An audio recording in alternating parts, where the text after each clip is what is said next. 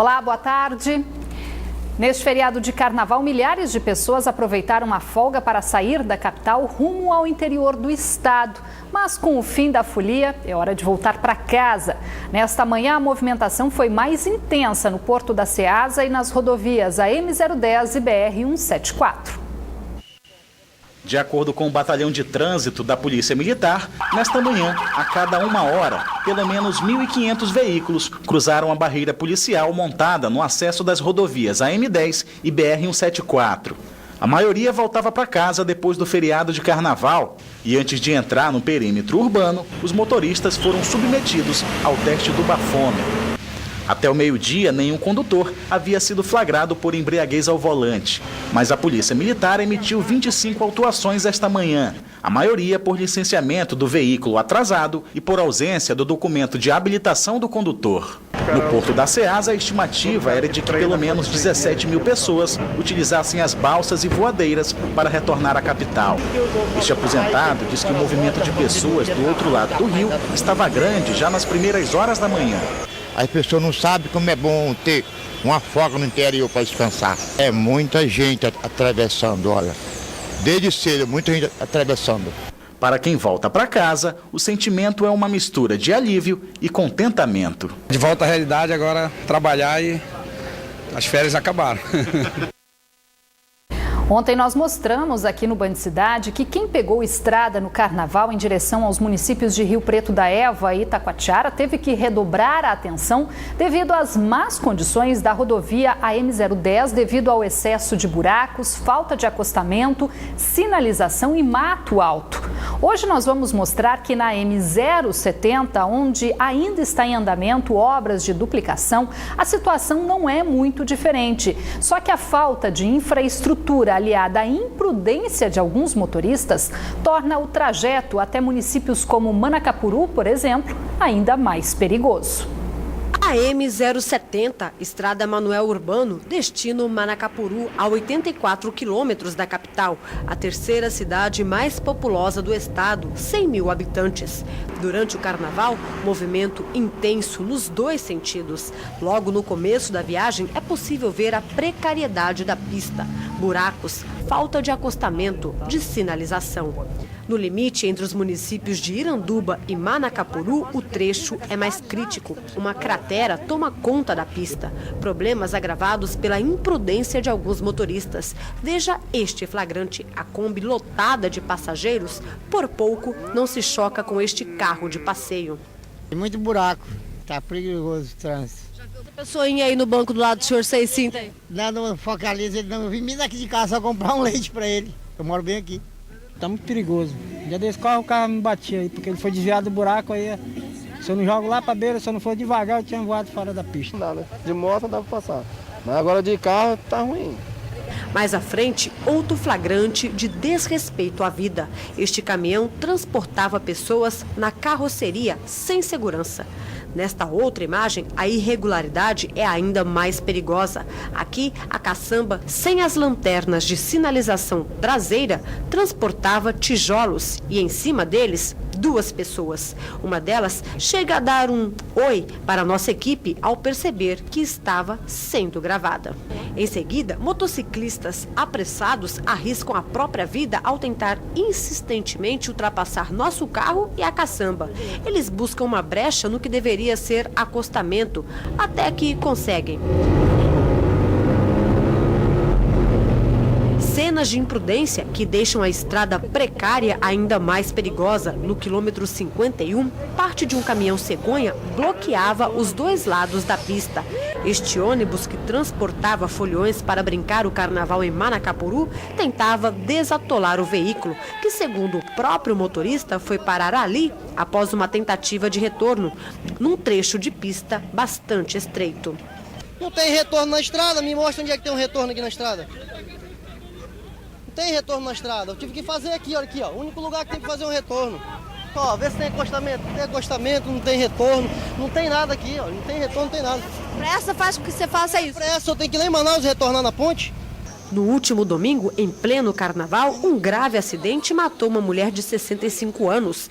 Outras 10 ficaram feridas após a colisão frontal entre 2 veículos. Com tantos flagrantes de imprudência numa estrada sem estrutura adequada, não é difícil entender o porquê de tantas tragédias no local. 4 integrantes de uma quadrilha acusada de tráfico internacional de animais silvestres foram presos na tarde de ontem pela Polícia Civil em São Paulo de Olivença, a 930 quilômetros de Manaus. As investigações iniciaram em 2013, mas foi uma denúncia anônima que levou os policiais até os suspeitos, sendo um deles menor. Eles foram detidos logo depois de abandonar um veículo onde eram transportadas 38 arraias, espécie ameaçada de extinção, alojadas em sacos plásticos. 7 delas já estavam mortas. Na delegacia, eles confessaram o crime. De acordo com a polícia, os animais avaliados em R$1 milhão seriam vendidos para pesquisa e exposição em aquários nos Estados Unidos, sendo que a rota do contrabando passa pela Colômbia.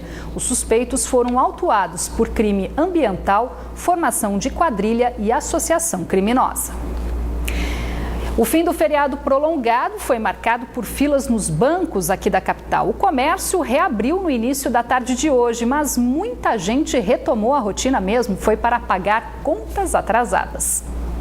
É hora de voltar ao batente, de pagar as contas. O comércio voltou à normalidade. Lojas, lotéricas, tudo funcionando.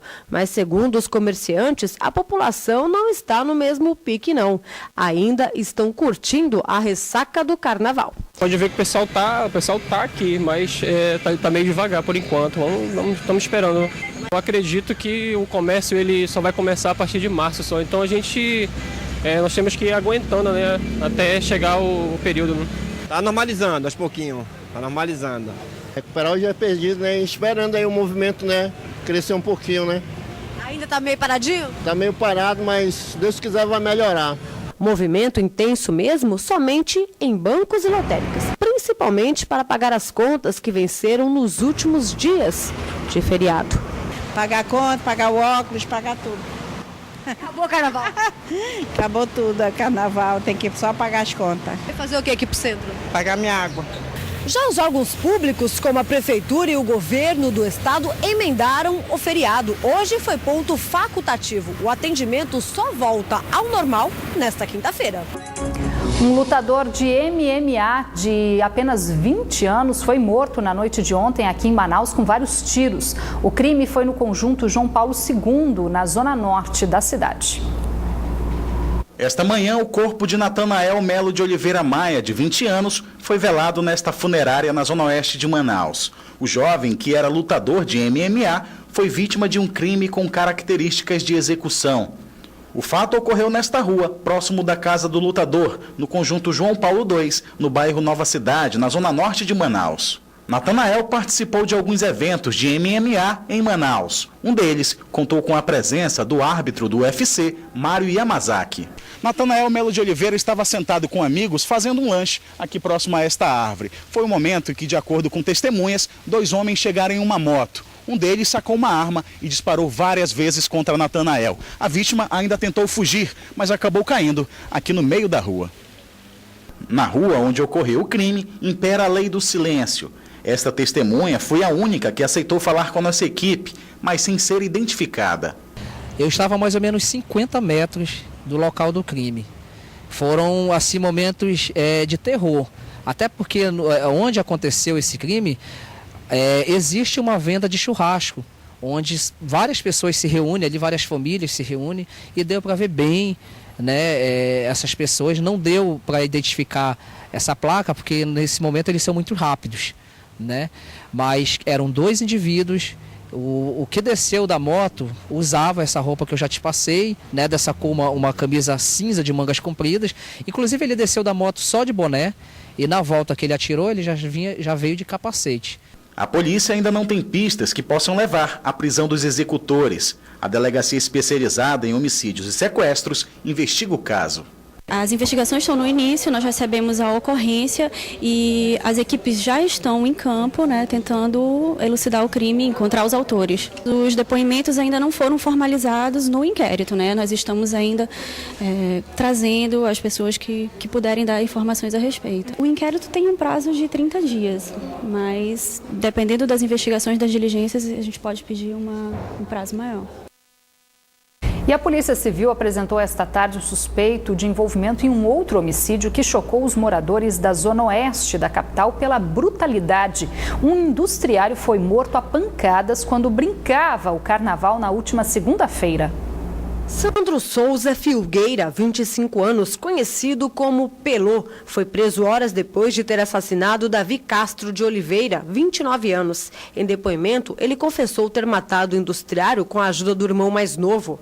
Conforme a delegada que investiga o caso, o crime aconteceu no bairro Redenção, zona oeste da capital, e teria sido motivado por ciúmes. O flagranteado alegou que teria tido uma discussão com a vítima em decorrência de ciúmes, uma moça que ainda não foi identificada, e que por conta disso gerou uma discussão.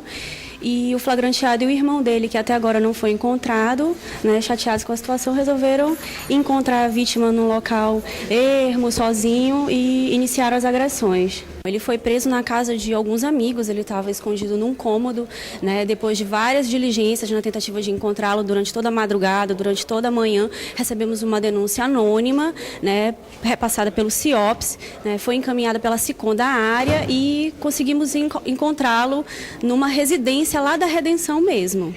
A polícia agora procura pelo outro suspeito, Anderson Souza Filgueira, conhecido também como Pitó. Ele é quem teria arremessado um vaso de planta na cabeça da vítima, que morreu ainda no local. Ele alega que teria apenas agredido fisicamente com as mãos e chutes, e que o irmão dele, o Anderson, que está desaparecido, teria arremessado o vaso na cabeça da vítima. Ainda segundo a delegada, Davi teve afundamento de crânio. O pai dos irmãos suspeitos pelo assassinato esteve na delegacia, mas pouco contribuiu.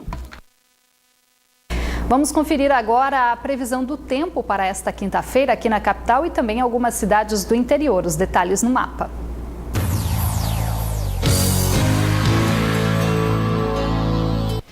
Em Apuí, a previsão é de pancadas de chuvas e trovoadas, temperatura mínima de 24 e a máxima não passa dos 28 graus. Em Iranduba, o tempo fica encoberto com chance de chuva isolada. As temperaturas variam entre 27 e 32 graus. Em Manaus, a quinta-feira terá variação de nebulosidade com chance de chuviscos. As temperaturas variam entre 25 e 33 graus. A Arquidiocese de Manaus lançou esta manhã a campanha da Fraternidade 2015. A celebração também marca o início da Quaresma, quando a Igreja Católica se prepara para a Páscoa. Centenas de católicos marcaram presença esta manhã no lançamento da campanha da Fraternidade 2015. Seu Afonso, que integra a comunidade católica da Zona Norte, veio em caravana participar da missa realizada na Catedral Metropolitana, no centro da capital. A campanha da Fraternidade é um momento importante da nossa igreja, que acontece todos os anos. O significado, o sentido é muito grande para nós católicos, né, que viemos aqui para externar, para expressar a nossa fé, a nossa devoção. Este ano o tema é Eu Vim para Servir. O arcebispo de Manaus, Dom Sérgio Castriani, destacou a importância da interação entre a sociedade e a igreja. Este ano a igreja quer refletir sobre a relação entre igreja e sociedade. No fundo, a questão entre fé e vida. Quais são as consequências para a nossa vida social da fé que nós temos? Qual é o papel da igreja na sociedade? Mas também como que a sociedade influencia a igreja. Hoje nós acreditamos que o cristão tem que participar da vida da sociedade, nas associações, nos grêmios estudantis, nos partidos políticos, né? Como pessoa também, qual é a consequência da minha fé para a minha profissão, por exemplo.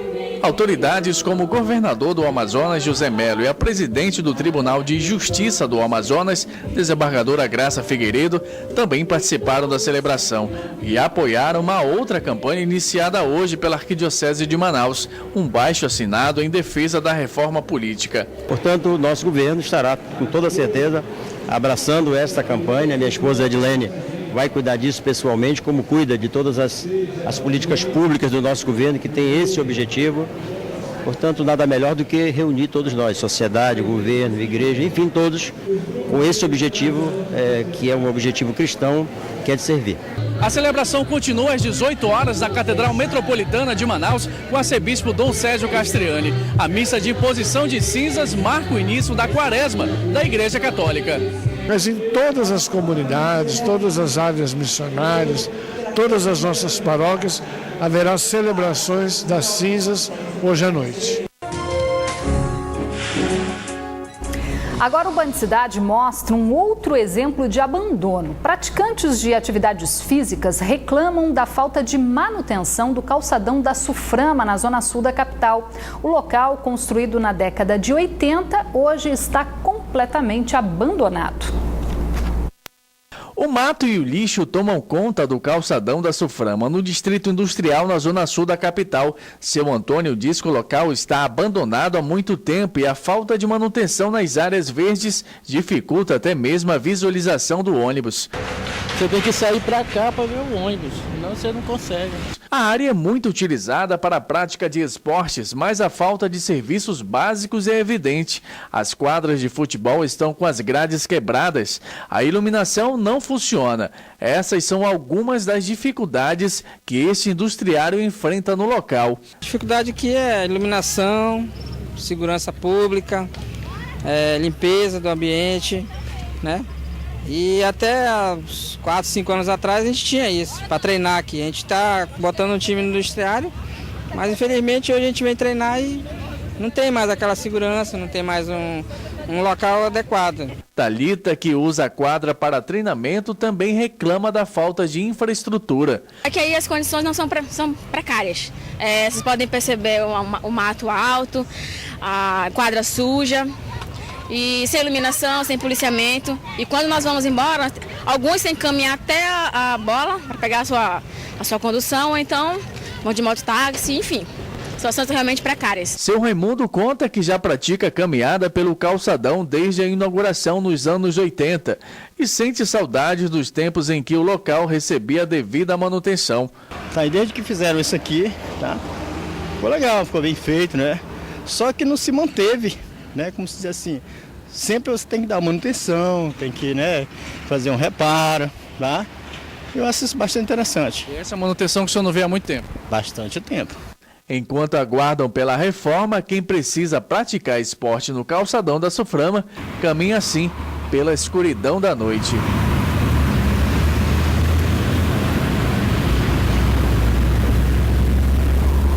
Por meio de nota, a Superintendência da Zona Franca de Manaus informou que, no momento, não há um projeto de revitalização do local, mas a autarquia já está buscando parcerias para viabilizar a recuperação do calçadão. Com relação à manutenção, a Suframa informa que a responsabilidade é da Prefeitura. Já a Secretaria Municipal de Infraestrutura informou que, em 2013, foi firmado um acordo em que a Seminf faria melhorias e a Suframa fiscalizaria. Porém, a Seminf não soube informar se o acordo ainda está em vigor para tomar as devidas providências. Enquanto Suframa e Prefeitura não se entendem, cabe à população usar o espaço da forma que foi mostrado aí na reportagem. Agora vamos falar de esporte. Logo mais às 8 da noite, as meninas de Iranduba encaram mais um desafio na segunda rodada da Copa do Brasil de Futebol Feminino no Estádio da Colina, aqui na capital. As informações com Israel Ayasser. Pois é, Rosimara, hoje tem jogo no Estádio da Colina a partir das 20 horas. As meninas do futebol feminino de Iranduba que vão enfrentar o Vitória de Pernambuco pela segunda fase da Copa Brasil Feminino. E quem traz todas as informações é o técnico do time, o professor Olavo Dantas. Professor, hoje tem jogo. As meninas de Iranduba vão enfrentar o Vitória de Pernambuco. Ontem também teve treino. Como é que foi o treino? Como é que está a preparação aí do time? A gente tentou se preparar da melhor maneira possível para esse confronto de hoje, né? Sabemos a dificuldade que nós vamos ter. Já visto a qualidade da equipe adversária, que hoje é a segunda dentro do ranking da CBF, dentro da CBF. Mas a gente vai tentar fazer uma grande partida para que a gente possa ir para Santo Antão, né? E quem sabe na próxima semana possamos consolidar uma classificação para a terceira fase da competição. Vai haver alguma mudança no time? A equipe a princípio é a mesma que enfrentou a equipe do São Raimundo. A gente realmente teve alguns problemas de lesão durante a semana, mas as meninas se recuperaram. E a expectativa aí de que todos possam estar participando da partida e possam estar fazendo um grande jogo aí e quem sabe aí sejamos aí presenteados com um belo resultado. Essa é a primeira vez que os times se enfrentam? É a primeira vez, né? O Vitória de Santo Antão é uma equipe que sempre chega na fase final da competição, uma equipe muito tradicional, uma equipe que inclusive já sediaram o Libertadores da América. Então a gente sabe das dificuldades que vamos ter, sabemos do potencial da equipe delas e a gente vai tentar surpreender. Qual a importância dessa vitória do time feminino de Iranduba aqui dentro de casa? A princípio a gente está enfrentando, vamos colocar assim, a melhor equipe desde o nosso trabalho, né, em relação à questão de ranking. Com certeza uma vitória vai dar muita moral para a equipe, né, vai fazer com que a equipe vá para Recife com boas possibilidades de classificação, mas a gente sabe das dificuldades do jogo, sabemos que vai ser muito difícil, mas a equipe está muito focada na possibilidade de um grande resultado. Muito obrigado, professor. Sucesso para o time. Se você quiser conferir, é hoje à noite no estádio da Colina, a partir das 20 horas, o time feminino do futebol feminino de Iranduba enfrentando o Vitória de Pernambuco. Rosimara, volto com você. Uma tradicional brincadeira encerrou na noite de ontem o Carnaval de Manacapuru. Centenas de foliões invadiram as ruas da cidade para integrar o bloco da Maisena, onde ninguém escapa daquele banho para voltar para casa branquinho. O que faz o carnaval aqui tão especial? Nada de fantasias e adereços, apenas este pozinho aí, o amido de milho. Estamos falando do tradicional bloco da Maisena. O carnaval aqui possui uma identidade bem particular. As magias ditam o ritmo do carnaval e também o do amido de milho. E nem adianta apelar, viu? Tem mesmo é que entrar na brincadeira. Olha só o exemplo aqui. E foi difícil escapar da brincadeira, viu? Ficou parado 1 minuto, é Maisena. Aqui a festa não para, tá desde cedo. O carnaval daqui é top. Não tem pra comparação não, aqui é melhor. Me conta qual que foi o segredo pra se manter limpinho até agora? É porque, não sei, até agora acho que ninguém encarnou com a minha cara pra jogar, que eu vim por ali devagarzinho, cara de quem não quer nada pra não ficar melada ainda.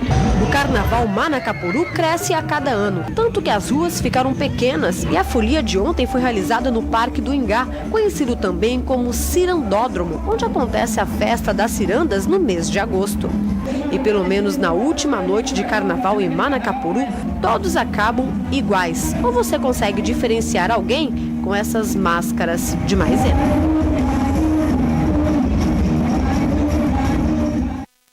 Não pode ficar bravo não, né? O Band Cidade fica por aqui, mas você pode rever esta edição pela internet no site band.com.br/Amazonas. Fique agora com as notícias do Brasil e do mundo no Jornal da Band. Uma boa noite para você. A gente volta a se encontrar amanhã, 5:50. Até lá.